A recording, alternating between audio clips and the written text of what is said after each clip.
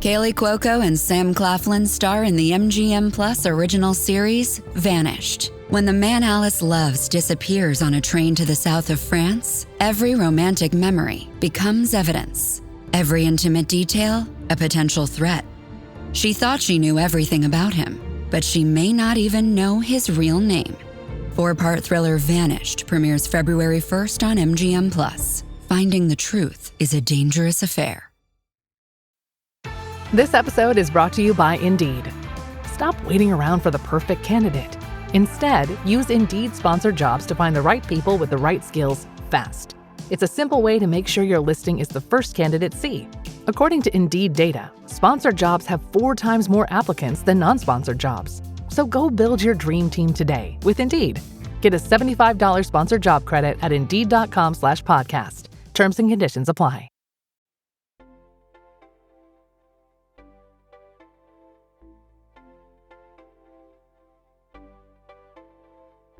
Hello, everyone, and welcome to Nerding Out on Neurodiversity, the podcast for all things neurodivergence. I'm Dr. Matt Zakreski, clinical psychologist and professional speaker, and I'm happy to be your host through the wild trails of the neurodivergent world. And I'm Jake Noonan, educational coach and humanities teacher, your co-host and producer, and I'm thrilled to help share the stories and the experiences of wonderful people in the world of neurodiversity.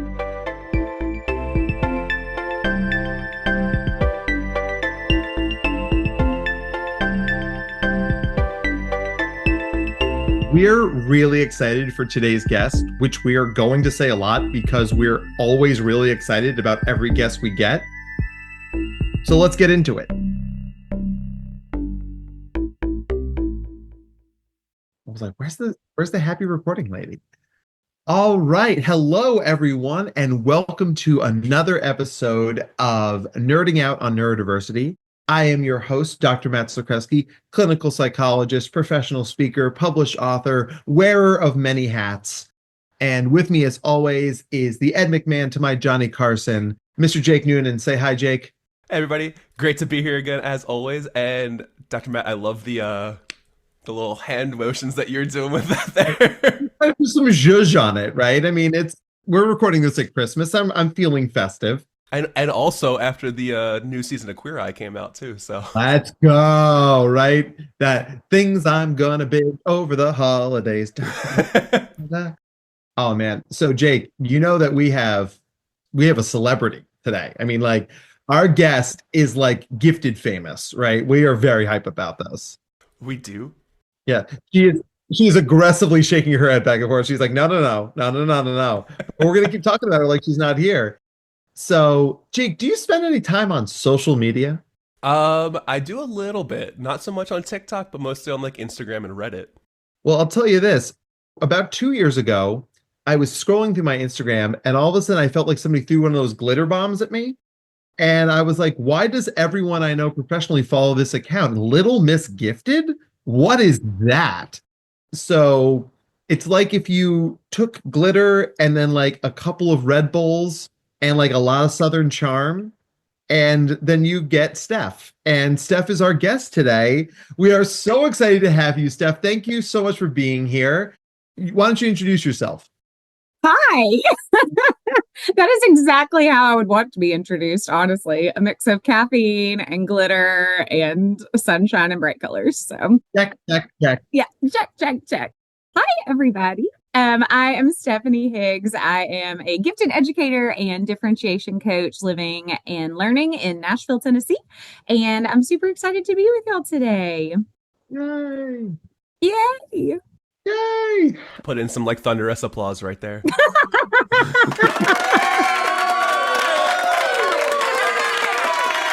So let's just dive in, like, because I feel like I'm talking to like Bruce Wayne right now, but I kind of want to talk to Batman. Like, we're talking to Stephanie Higgs, but like, tell us about Little Miss Gifted. Tell us about like, what does that armor look like? What does that identity feel like? Because there are times I have to like separate the two of you in my brain. It's like, here's my friend who was a great teacher and amazing human being. And then there's like the ball of just raw awesomeness that is Little Miss Gifted. Wow. Well, I think she's becoming known for wearing costumes, and we got to move away from that.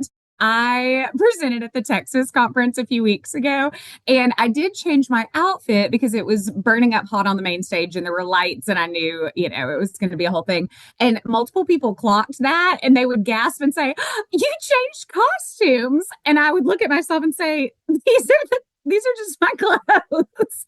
So I think there is some separation, but there's also a lot of unity there. Some people call me the Miss Frizzle of 2024. I'm figuring out if that's going to be my identity. But somebody else at the Texas Gifted Conference came up to me and said, "What are you dressed up as?" And I was like, "Me." So, the world is still coming to terms, and there's a little bit of a reckoning with the two, but they're two halves of the same coin. So, yeah, you couldn't have one without the other. That's for sure. So, how did you find yourself teaching the gifted? Like, what's that origin story? So my brother is profoundly gifted and I am not. I was tested. I'm on that high achieving end. And so growing up with him and just seeing kind of the identity that he had at school versus kind of some of the behind the scenes strengths as well as challenges just made that something that I've always just been super passionate about. Obviously, I love education and I love school and I love learning. And then I really hadn't considered moving into the field specifically of gifted education, mostly because I knew I just didn't have the endorsement to teach it. And I had already, kind of made my promise with myself. I was done with school. I wasn't going back. And I started feeling kind of burnout and kind of restless as a classroom teacher. I taught pre-K and second grade and fourth grade for 9 years. And I finally told my principal, I was like, "I'm going to have to make a change." And I explained it. I said, "I feel like a lion in a cage in this classroom. Like, I feel like I'm pacing those four walls and I have all these gifts and all these talents that I don't feel like I'm quite getting to exercise to their fullest ability." And so my primary purpose, my primary goal has always been maximum impact on student success. And so just starting to kind of feel like these things kind of building up inside of me and wanting to kind of have a broader reach and a bigger impact. And so I describe it as I kind of started putting the vibe out of I don't know what's next, but I'm feeling something changing. I'm feeling something coming. And because I put the vibe out, the gifted teacher at the school where I was teaching fourth grade forwarded me an email. I still have it. And our gifted boss had reached out and said, "Hey, I'm going to need 3 new gifted teachers next year. If you know anybody, send them my way." She forwarded me that message, and it was just interesting. I had never thought about moving into gifted education, but I think my heart was just in the right place to be able to receive that and say, "Well, I guess I could just look into school and see, what's that going to look like? How long is it going to take? How much is it going to cost?" And it uses every gift and talent I've ever had. And so I am in year 6 in gifted education. It's a dual role. So I'm also a differentiation coach.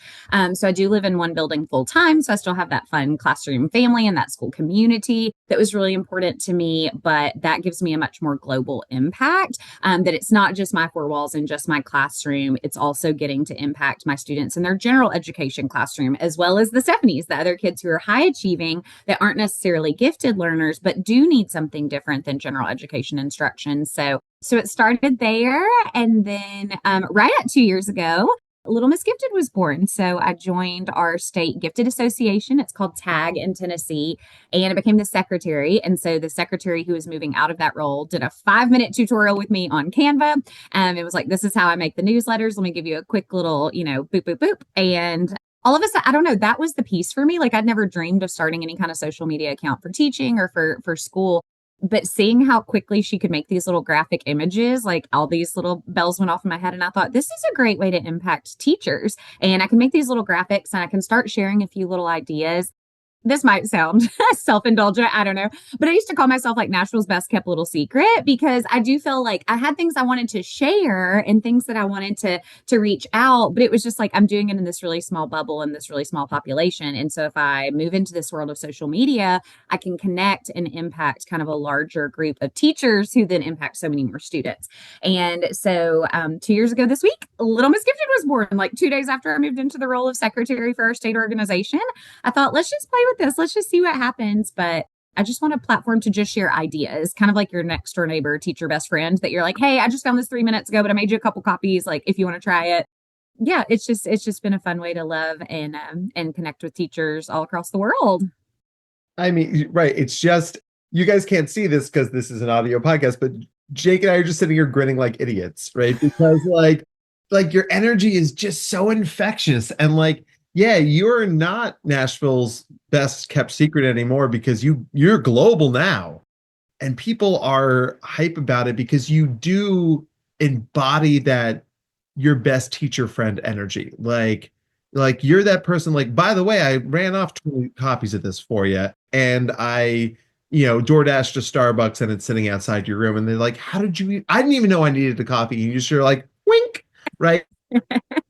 And and it's funny, you said the word love, and I think that's probably my favorite thing about you is just that it comes from a place of love. It comes from a place of you love what you do, you love your kids, you love your colleagues, you love this ridiculous world we find ourselves in, and you just can't fake that. Like there's just, like that authenticity draws people to you, and then they get great stuff for being drawn to you. It really is sort of a win-win.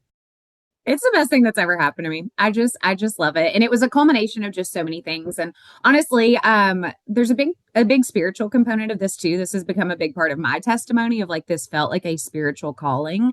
And there's just a couple moments in my entire life where I felt that and I kind of heeded that call.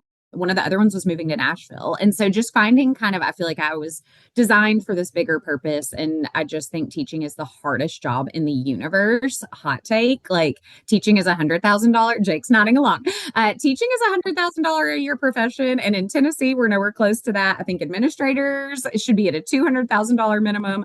And that's a pretty hot take in education, but it shouldn't be. Like, I think that this work is so challenging and so hard and so important. And so just finding a way to just kind of, I don't know, reach on and love on teachers who are beyond burnout, which is where I was before gifted education kind of found me and gave me back everything that I got into the profession to do to begin with, and then also so much more. So public education is a tough world right now, and post COVID is a whole new world. We are still navigating all of the change and impact, short and long term, as a result of that, which is crazy. We're almost at the 5-year mark of when that began, and so yeah, I just think it's a field that's so important. And the best job in the world is gifted education, but it has its own set of challenges. And so finding ways to love on those teachers, especially a lot of them feel like an island.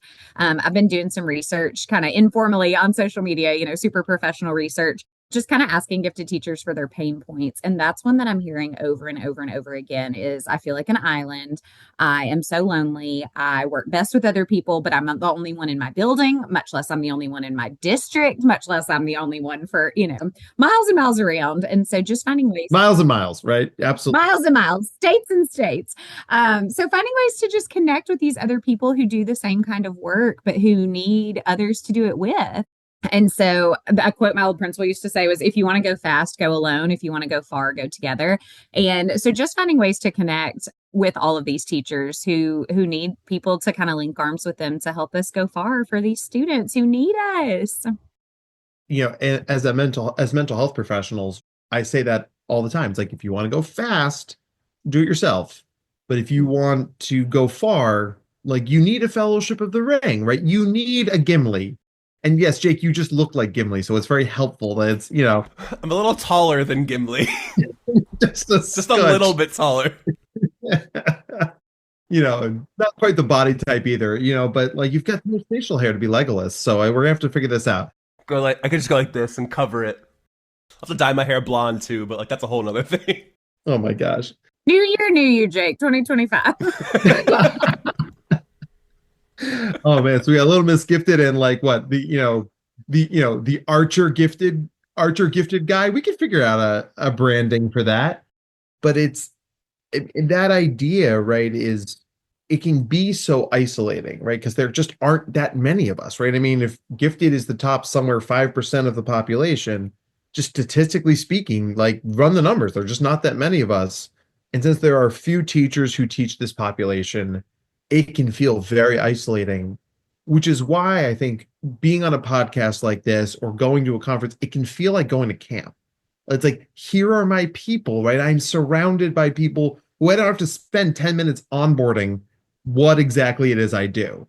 Like, there's an instant shared language, right? And, when I read the comment sections on your posts, I mean, like, I feel a kinship with the people, these teachers I don't know, because they're all telling very similar stories. Like, I love what I do, but there's these major challenges, lack of understanding, lack of funding, lack of resources. And if we can't bring the village to them, at least we can give them a virtual village, which is a lot better than nothing. Absolutely. Yeah. And I think that's the other piece you just hit on too, is the exhaustion of this work. Advocacy is exhausting, and gifted education and neurodiversity and neuroscience is just something, I mean, we're the wheels are spinning as quickly as they can, but we still have a lot of room to grow and explore and share out, this knowledge and this information. And so that is exhausting work to try to convince people why our gifted learners need something different, to find sourcing and funding for something that, I mean, obviously public education as a whole is extremely underfunded. And so finding, this population of learners who really do need supports and instruction and curriculum that looks different. Exhausting work to be an advocate, and an advocate of gifted learners a lot of times is working in isolation. And so to have kind of that island feel with really exhausting work and just finding ways that we can all connect and support each other through that is really important, and it's really meaningful for our students. Yeah. I remember in grad school when I was telling my my mentor, Dr. Jackie Zaraba, we should have her on the podcast. That would be fun. I was like, oh my gosh, Jackie, the more I learn about this, the more I'm like, it's not just psychology, it's advocacy and education and legal. And she's like, yep. I'm like, no, I don't want to have to do all of those things. Uh-huh. And she looks at me, she's like you would want it any other way. And I'm like, fine. I mean, you're right, but like, ugh. Ugh. I didn't sign up for this, but I kind of did sign up for it. Just like who I am, it defines me. That's the worst. Also, give me the kids who really need me and I will go to war for them. But like, I'm not going to be happy about it. Mm-hmm. Mm-hmm. Yeah. Jake, take the next question, buddy. So I've got a lot of questions for you in general, but one that I do want to kind of hear a little bit about is, so like I was saying before, I am on Reddit a decent amount, and like there's a whole teachers subreddit, and it's a little chaotic because of all like the things going on, the complaints, the issues with administration, the country in general, society, like all the things. So I was curious, like, what would you say in general to teachers who are struggling with their gifted students in the non-gifted classrooms, where like they don't realize that these kids are gifted, or maybe they do, but they don't have the funding, they don't have the resources, they don't have the staffing to actually help the kids, or to not separate them, but to give them that more enrichment in a sense. Like, what would you say? What advice would you give to those kind of teachers? Well, something I've designed in my building that's been extremely effective is just this idea of how can we buy back time for our gifted learners, but with the empathy and understanding that I was a classroom teacher for almost a decade, and my next door neighbor, classroom teacher now, it's one of my favorite quotes. I say it all the time. And she says, everyone keeps adding to our plate and no one has the decency to give us a bigger plate. And I mean, that to me just sums up the call of a general educator. So yes, the job of a gifted educator is so challenging and so important, but everyone needs the general educator, right? So our focus in gifted education is like laser specific, super intensive, super focused, but general educators have every focus and, every type of learner in their classroom. And we think about the neurodivergent makeup of a classroom community and all the super individualized needs of those students. And it is standards are really written and aligned kind of around this hypothetical average student. And there isn't an average student. That's kind of the whole myth there, is this myth of average. And so I know, Matt, how is this what our whole system is built around?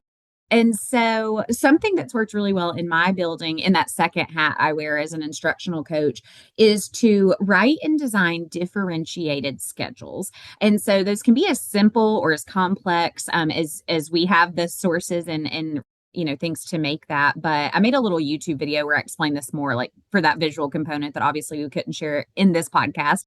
But it's this idea that we can use a few effective methods and buy back time for these learners. So it's things like the most difficult five. So all you do is take the curriculum you're already teaching that day, let students be part of that classroom community, stick with the class for the first couple of problems, but then you've already identified and pre-selected the most difficult 3 to 5 problems. If these advanced thinkers can solve those, we've just bought back all of this time for them. They can sort of fast forward through the rest of that lesson and move into more intensive and individualized work. And so I have a few different resources, but curriculum companies, a lot of times they have those resources available, but it's that you have to kind of have that mindset of how can I structure and systematically find the pockets to do this. And so having a differentiated visual schedule has been a real game changer in my building, because once they've done those most difficult 3 to 5, they can move into the extension and enrichment resources provided by the company that they're already using. And then if they get through all of that, then we have some other fun ideas. But that way it's low cost, it's low prep, because the schedule stays the same every day. It's just changing based on the lesson and instruction that day. My other favorite resource in the general education classroom is designing what I call stoplight problems. And so for these, instead of just presenting, again, kind of that myth of average, that grade level standard, hey, here's today's problem, that is kind of color coded. So that's the green problem, and that's where everyone starts. But, and that's great. If they stay there the whole time, that's still the grade level standard. But that we've done a little bit more pre-planning in that instruction, and we've provided kind of a next step, and that's going to be a yellow problem. It's going to be a little bit more challenging, involve a little bit more thinking, and it's going to slow down that advanced thinker. And then that red problem sometimes is super outside the box. So an example would be like a second grade classroom learning to tell time. Maybe the standard that day is just second graders telling time to the hour or half hour. So then that would be the green question. The yellow question might be to the 5 minute or the 1 minute increment. And then the red question might be more of a critical thinking question of, if quarters mean that we divide something into fourths, then what would a quarter of an hour look like and why? And so that's going to slow down those thinkers and those learners and buy back time for them. And that is my thing. I think they spend so much of their school day waiting on everyone else. And so anytime that we can find ways to buy back those minutes and invest in these thinkers, it pays off tenfold. And so still with that heart of a general education teacher and the many constraints that they have in every minute of their day, and how many people need them, how many adults need them, how many students need them, but finding these really meaningful bite-sized ways that we can really impact this group of our learners that really do need something different and have already had essentially a lot of time wasted. Renzulli and Reese have some research from early 2020s, and they suggest there's times that we could compact 50 to 75% of the curriculum. And teachers, sometimes we make tough students ourselves, right? Like when we're in PD sessions, we're sitting there like texting or like kind of on our laptop or kind of sending an email. And I just think about how grouchy we get when we feel like our time is being wasted, right? The meeting that could have been the email. And I mean, that's how we all feel. We don't like for our time to be wasted. And when we can empathize with these learners who know potentially 50 to 75% of the curriculum, their time is being wasted. And so I've done some research lately about this culture of compliance, and that sometimes we really have to caution ourselves as professionals against just developing a culture of compliance. As long as you sit there and you look the part, I'm not doing something different for you. I just need it to look this way. And that's how I think I've done my job, is if everyone looks like they're learning, everyone looks focused and busy and compliant, rather than actually having those individualized needs met. So those are just a couple quick ideas, but simple things. They don't take a ton of time, a little bit of prep work up front that pays off tenfold, but really, really meaningful ways to impact students who need something a little bit different. That's fantastic. Because I feel like there's so many teachers out there in the world who don't fully understand differentiation, especially. Like, it was one of those buzzwords in education, like, go around, differentiate for everybody. And you're like, cool, I'm doing it. And everyone's like, all right, you're doing it. Cool. We checked off the box. But nobody really knows too much about how to actually differentiate. So encouraging, in a sense, the general ed teachers to use things like the stoplight that you're talking about, where you're just adjusting a little tiny bit of what you're already doing to reach everybody at the same time. I think that's just so important and impactful. And I wish that more teachers understood that, especially the teachers who are kind of set in their ways and haven't been changing anything. And they're just like, this is how it's been. This is how I'm doing it for X amount of years. I think those kind of things would be fantastic for them.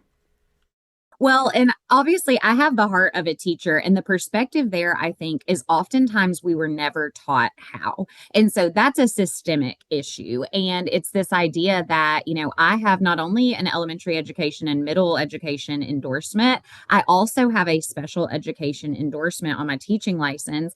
And I think maybe two textbooks in my entire undergrad and graduate programming had maybe like a half page on gifted learners, right? And so that's a systemic issue. And so even teachers who have this heart to help all of their students and are inundated and bogged down with so many demands on their time and their resources, they weren't necessarily taught how. And I've been working with NAGC a little bit, and it's exciting to hear that they see that need and that there are some initiatives kind of at that national level to really think through how can we look at collegiate coursework for these future teachers who are kind of in that job readiness piece to make sure that they're equipped with those tools and those resources. Until I went back to school and got my gifted endorsement, I was the same way. And it's like, I want to do it. I don't know how. I don't have the training and the specialized background to do some of this really intensive work. And it's really much easier than you think if you use stoplight problems or, a differentiated schedule. But that came from me going back to graduate school for a gifted, laser focused endorsement. And so I do think there's really, teachers have the heart to do it and the desire to do it, but they don't always have the training or resources. So it's kind of differentiation, but what and where and when and how and why. And so just finding some little bite-sized ways. But like you said, there's not enough out there, but hey, this podcast is helping. Like we are finding ways to spread kind of those ideas and that knowledge because teachers have the heart, they want to do it, but I think sometimes it feels really higher level and abstract and where and how do I do that? What does that look like? Yeah, like they were almost like set up for failure from the beginning a little bit. Like you were saying, for instance, when I went to school for secondary education, we only had, I think, one class on special ed, and in that one class for like the 8-week program or whatever, there was maybe 3 days that we talked about giftedness, and then the other 7 weeks was all about random special ed specific things that our professor didn't even really like. He didn't have the time to go into because he had to cover so many things.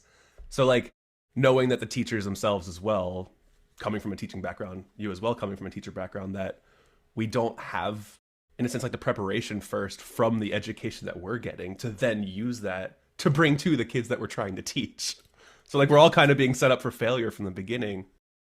So we got to make those changes in bite-sized ways. And again, I think we're moving forward. I think our understanding of neuroscience and of the brain and how it develops and all these differences and the ways that it's wired, I think it's starting small. And this little base of us who are really digging into that research daily and sharing that out in podcasts and social media and YouTube videos and, wherever we can find the means and the ways, I think is going to be really impactful for these learners who for a long time have kind of fallen under this myth of they're going to be fine, they're gifted, they're going to be fine, they're high achieving. Those aren't the students that we're really focused on. We have this other set of needs that are taking up a lot of time. But it's like you said about the college professors, teachers feel the same way of I have this much time and this many things to cover. And so, I mean, it is a hard ask, the life of a public school teacher and what they're challenged with accomplishing every day. And so anytime that we can just find these little ways to make large impacts, I think that just pays off tenfold for these kids. And everything we're talking about it's funny. I'm going to take a different tack on this. You mentioned Joe Renzulli and Sally Reese, right? I mean, the godfather and godmother of what we do. And Joe would say this every summer at Comfort Food. He says, I'm not getting any younger, Matt. And I'm like, I don't know what you want from me, Joe. But also, I could never call him Joe to his face, but I guess apparently I can say that on a podcast. But the giants of the field are nearing the ends of their careers, right? I mean, Joe and Dell and Sally and, and Sue Baum. And I mean, just, Linda Silverman, like we've learned so much from so many people, but those batons are being passed. And there is just a vacuum of space behind them for this new generation. And I'll be generous and lump the three of us into a generation together, even though we might represent 3 generations here. But that's the idea. It's like the groundwork has been set, the frameworks have been built, but now it's about what are we doing? How are we actualizing this? What does it look like in the classroom, and who's telling those stories, right? We can quote the Renzulli framework, great, But what does that look like in Nashville? What does that look like in Vermont? What does that look like in New Jersey? What does that look like in Hawaii? I mean, to put that information out there, the reality of implementation, that's the best way to teach other people, right? Because it's about meaningful growth and meaningful data, not just like, well, if you're in this situation, make sure you follow best practices, right? I mean, that doesn't help anyone. But your teacher best friend would be like, hey, I've got a thing for that. I've been doing that since 2017. Here's what you do. And if you go, I feel inspired, I feel lifted by this. And then you pass that data on to the other people down the hall. And that's how we serve each other. Love it. All right. So Steph, tell us what's next for you. What's Little Miss Gifted working on right now? So my next passion is unfolding as we speak. And Jake, you and I really were just hitting on this. Teaching is the hardest job in the world. I'll keep saying it. And so, dun, dun, dun, dun, we talk about, buzzwords that give us the ick. I'm going to say it. Are you ready for it? Always, always. Teacher self-care, teacher self-care. Ew, I know, because I'm sick of hearing it, because if we hear it one more time, but it's like, but hey, like, care for yourself. But hey, also, we just added 5 new things that are like required, and that's going to be due actually yesterday. So if you could just get like right on that. And so teacher self-care, it makes us all sick, because it's like, it is so important, but what do we do? Kind of the same thing of differentiation. Like, okay, in concept, that sounds great, but like, can you give me actual, practical, tangible takeaways? What do I do differently tomorrow? And so I think as this kind of teacher BFF energy, like, teachers are my world. They are my absolute superheroes. I've been like scarily obsessed with them since I was in elementary school. Matt, I need to show you a picture. Maybe we can use that to promote this podcast, of my 4th grade teacher's haircut, and then me getting my 4th grade teacher's haircut. I mean, I played school till I was, I don't know, like 14, way past when everybody else was, getting cool lives. So like, school and teachers are just my obsession and my passion, and I love them so much and I admire them so much. And so really finding like practical ways to implement strategies to create healthy boundaries and help kind of maximize the time and the resources that we do have. And I've done a year of really intensive therapy, and I think that mental health in all fields, because I think the rat race of life in the United States in 2024 and about to be 2025 is at a pace we just can't keep up with. I mean, think of the treadmill where you're just like running as fast as you can and you still fly off the back. Like, I think that is everyone in the United States in 2024, 25. But I think there are some ways that we can identify kind of some of those pain points. And I think that's my favorite thing, as I'm still a consumer myself of so much professional development, and I am still a classroom teacher every day in gifted education, that I want the takeaways I can use tomorrow. And professional development has a lot of kind of higher ideas and higher thinking. And yeah, that sounds good. And in theory, and then I leave and I don't ever think about it again.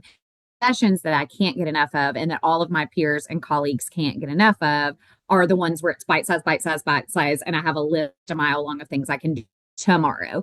And we do that for our students. And that's my favorite kind of PD to attend for my learners. I want the same thing for our teachers. And so self-care is the name of the game. I've been practicing it myself in 2024. My life today looks entirely different than it did a year ago, based on some of these things that I've implemented in my own personal and professional life. And so I'm really excited to dig into some research. I have several books I'm going to be reading here over winter break. And I kind of want to can I give like one little teaser? Yes, please. Yes, please. Yeah. Breaking news. Breaking news. Breaking news. I haven't shared this yet because it's still kind of ruminating in my brain on exactly how I want to do it. But it's this idea. There's a book that's called Thanks for the Feedback, and then another book about crucial and critical conversations. But it's this idea of feedback versus feed smack. So it's, it's going to involve, like, part of our role is advocacy. Part of our role is changing the perception and fighting some myths and misunderstandings regarding gifted education, and parents who don't understand, why their student wasn't eligible for these services, and populations who think that gifted services and, different instruction is elitist. And so the advocacy work is really hard, and conflict is really hard for a lot of us. In general, but especially in the field of education, it feels deeply personal, the work that we do. And so when we can't come to terms with the same ideas and understandings, that's really tough. So this idea of feedback versus feed smack that I heard from my supervisor in gifted education, I'm diving into that. But the visual that I'm going to use, this is the spoiler alert, there is an Instagram account called Subpar Parks. And they've actually, the creator of this website is, or the website and the social media accounts has also now written a couple of books. And she pairs gorgeous illustrations of our national parks with the most critical review of them that you have ever seen. And it's laughable. And it's like, couldn't see the forest or couldn't see the views for the trees and like not much to see here. And like, I mean, just like the weather was terrible, you know, and just things that it's like, but these are widely agreed upon to be these national treasures and these beautiful places. And they're inanimate objects, right? Like these aren't people who tried to earn or prove their worth and their, you know, their value. These are inanimate objects that are pretty widely agreed upon to be these remarkable, you know, elements of nature. And they're still getting criticized to the nth degree. And that's feed smack.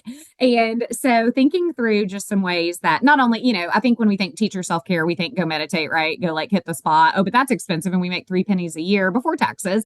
So what are some ways that we can care well for ourselves and create healthier boundaries and kind of filter that feed smack a little bit differently. And truly the way that's now hitting me is when I hear these critical things, I immediately visualize like one of these national park images with just the most hateful feedback.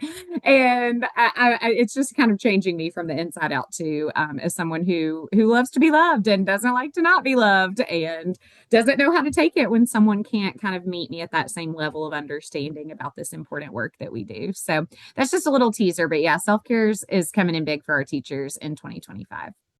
Love it. I was just gonna say I hated the term self-care when I was like in the last schools that I was at, just nonstop. We have a whole meeting. Everybody, here's all these things that you have to start doing now. Here's these things that we want to check in on. Don't forget to do some self-care. Right. Have fun. Here's like a $3 Starbucks gift card. Like go get a coffee that you still need to pay for because we didn't give you enough to pay for it. Yeah. And you get a jeans pass on Friday. Yeah. Self-care. Jeans aren't even comfortable. But if you have sensory needs, that's hell on earth. Could it be a sweatpants day? Like, are we here for that? Right? Stretchy pants forever. Yes. And I mean, like, one of the things that I whenever people say self-care, I'm like, you mean community care? Because it's the cult of individualization, right? It's the cult of you got to do it yourself. Man, like any one of the three of us could do a podcast by themselves and it would just be us talking into a microphone. Hello, these are my thoughts on several things, right? I'm a white guy with a beard. You want me to talk about fantasy football or craft beer? There's a couple of dudes who are doing that already. But the three of us come together, we lift each other up. I mean, going back to that's why conferences still work and they still matter in almost 2025 because it's community care. When you put the onus of healing on a singular person, you set that person up to fail. That's why when teachers come to talk to us, I'm always like, how do we get your admin involved in this? How do we get your department lead involved in this? Like, I will cold call your superintendent. Like, I've done it before. The system wants us to take all the onus of change on ourselves because then the only person we have to blame if we fail is ourselves. But care thrives in community. And when we can live that ethos, I think that's how everybody wins, right? Because then we're empowering more people to do better. And I think that's a sustainable model, much more so than like, here's your $3 Starbucks gift card. And by the way, you're not allowed to leave campus today to use it. So, and it expires in 4 minutes. The accuracy. Yeah. Oh my gosh. This is the first time the podcast has broken news. I mean, this is like shiny Twitter. This is going to be trending and we are out in front of it. That's yay. That's fun. Teachers need it. Yeah. We all do. And I'm thinking about how we can apply that to, the therapy space as well, because that's everything you're talking about parallels what I do so well. So it's an easy switch there, but I'll do another podcast on that. Okay. So Steph, we are coming towards the end of our hour and Jake and I always wrap up with a final question. So I'm going to ask one, then Jake's going to ask one, and then you can have the floor to sort of send our listeners home with something amazing, some glitter, awesomeness that only you can do. Are you ready? Deal. I'm ready. Let's do it. All right. So, if you could have any superhero in the world on speed dial, who would it be and why? Superhero. Can you give me some? I don't like, they're not Barbies. So, like, I don't really know that many superheroes. Barbie could be a superhero, depending on how you look at it. I mean, I've seen the movie. Barbie is a superhero. Matt, take me seriously.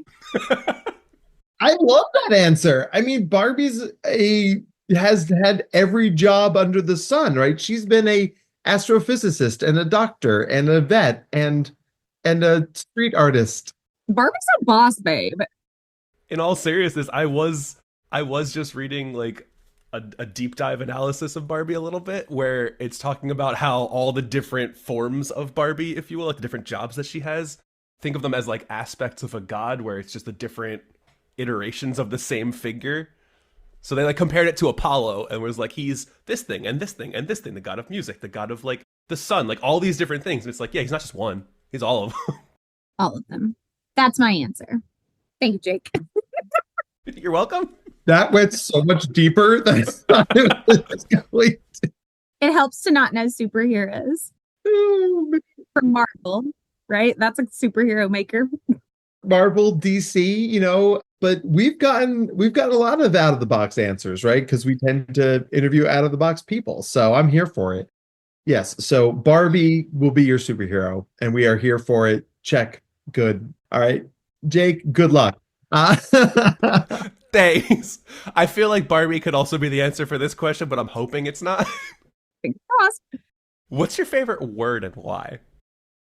Ooh, that's a good one too. It's gonna be girly. Let's see, my favorite word. I think it's fabulous, because that's my mom's favorite word, and my mom is my favorite human on the planet. Oh.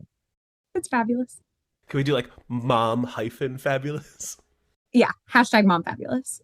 Yeah, she made that word up. Perfect. And now we have our title for this episode. Hashtag mom fabulous. I mean, that's Featuring someone who is single with no kids. It's a misleading title, but listen till the end. but then we get the eyeballs, then we get the clicks, and they're like, wait, she's single? Let me pull up her various pages. Yeah. Matt Zakreski also says he's going to find me a match. If anyone's listening, Matt hasn't made many gains on this process so far, but there is a finder's fee and he could retire. So Matt should get on it. Yes, I am. There's lots of lines in the water, right? We're waiting to see what bites, and it's not like it didn't work in Seattle. It just, you had left the party by that point, right? So that sounds like me. Yes. That sounds about right. Yep. Self-care. Okay. True. Hashtag glitter fabulous. Hashtag glitter fabulous. Hashtag mom fabulous. Oh my gosh. The best podcast episodes we do always just sort of like turn into this just like chaotic, joyful energy at the end. And I am here for that. If that isn't the story of my life, chaotic, joyful teacher tornado energy. Fueled by Alani. Not Red Bull. Yeah, well, I'll see you with my iced coffee. Oh, okay. Delicious. Okay, so Steph, you are just a delight in this field, and you are both one of my favorite people, but also a professional that I really admire. So tell us, what do you want our listeners to take away from listening to this? Like, what's their takeaway? I hope it's just a reminder that you can never hear enough how important the work that you do is. You are never told thank you enough. You are not valued enough. You are not appreciated enough. And you are enough. Not me bringing in another Barbie reference. But I genuinely mean that from the bottom of my heart. And honestly, my answer to that question is teachers. That is literally one of the things I say all the time is teachers are my superheroes. And so I know we were silly and we laughed and all of the things, but I do hope that just the undercurrent in the heart of all the work that I do is just trying to like carve out space to love on teachers and to say thank you. You don't hear it enough. When you hear me at a conference, half of you paid for that yourself. You took days off that you didn't have, and you will come back to 300 emails and 5 notes from a substitute on misbehaviors that you get to address and all of the things. And so teachers really are my superheroes, because this work just matters and it's so important and it's so thankless. Sometimes in what feels like that short term, but we're talking about my 4th grade teacher's haircut, right? So like this does have this long lasting impact. And I know we talked through some general educator things as well, but by the nature of the job alone, a gifted educator is the highlight of their child's day, period. The minute I left 4th grade classroom, you almost are the villain. You want to talk about superheroes and villains, but like classroom teachers are villainized a lot. Everything is their problem. Everything is their fault. And so I left 4th grade and I had some villain energy of, oh, sorry, I planned a test on a day that was supposed to be fun. And sorry, I gave your kid a consequence for this choice that was made. I'm the villain. The next day I teach 3 months later when school starts the next year and I'm a gifted teacher, before the children even have met me, my room is their safe space. My space is their favorite and most coveted and treasured and cherished time of the day. And so that is the nature of this role. It is hard. It is important. It matters. And teachers, you're just the best humans on the entire planet. Your heart and your passion just are unparalleled. So we're super grateful for you for taking what is probably your personal time listening to this podcast to learn more about how you can love and serve our neurodivergent learners. So thanks for being here. Thanks for what you do.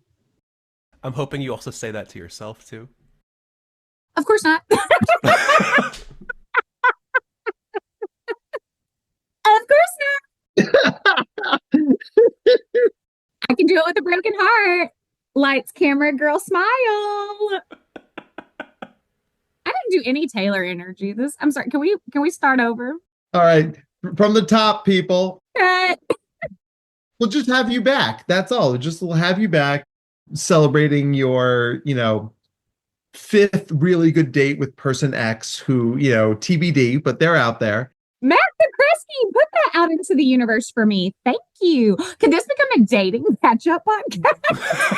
I think like people are getting a little boring with this energy. I think we need to lighten up this space. We need to give the people what they need, something a little different. And I'll tell you, Matt Kresge, you want to talk about my Instagram? No one cares. I can post the best teacher idea on the entire planet and in the entire universe. 2 likes.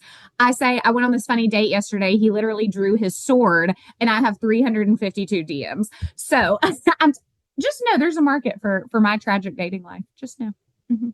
I mean, it's giving live episode. It's giving me and Jake in a booth in trench coats.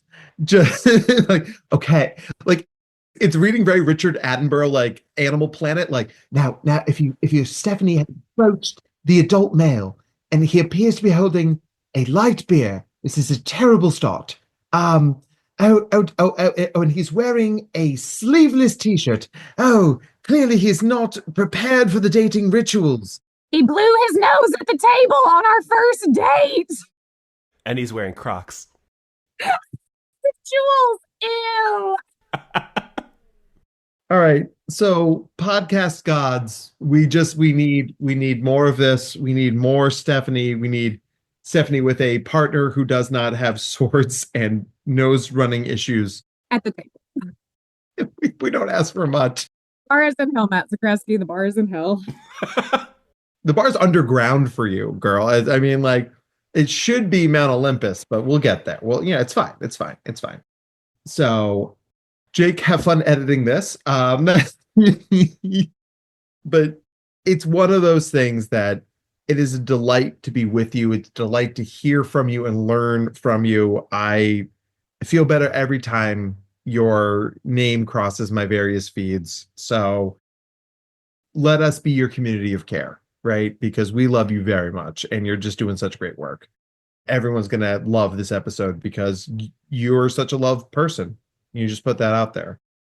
So for all of us here at Nerding Out at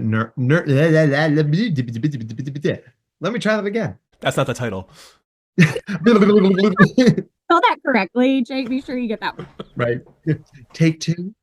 For all of us here at Nerding Out on Neurodiversity, I'm Dr. Matt Kresge, thanking you for your time and your attention. With me, as always, is Jake Noonan. You want to say goodbye, Jake? Yeah, thanks for tuning in, everybody. It was great to have Stephanie here and to hear everything about what you've been doing. For everybody who doesn't know, you can find her at anywhere that you want on social media, I'm assuming, at Little Miss Gifted, MISS Gifted. For now. Until we find somebody on here. Oh my gosh. Bye, everybody. Thank you. The Titanic wave off. Nerding Out on Neurodiversity is brought to you by Dr. Matt Zakreski and the team at the Neurodiversity Collective.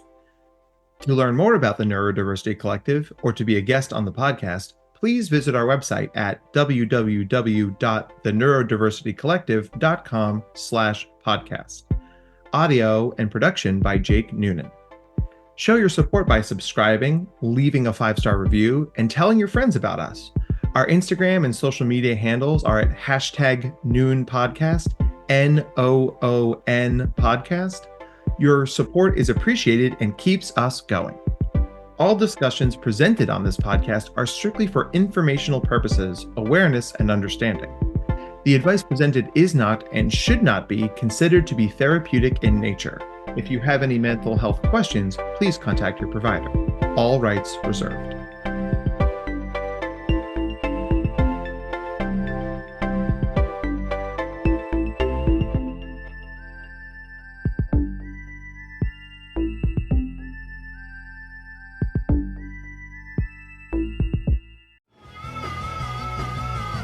You're listening to the Geekscape Network.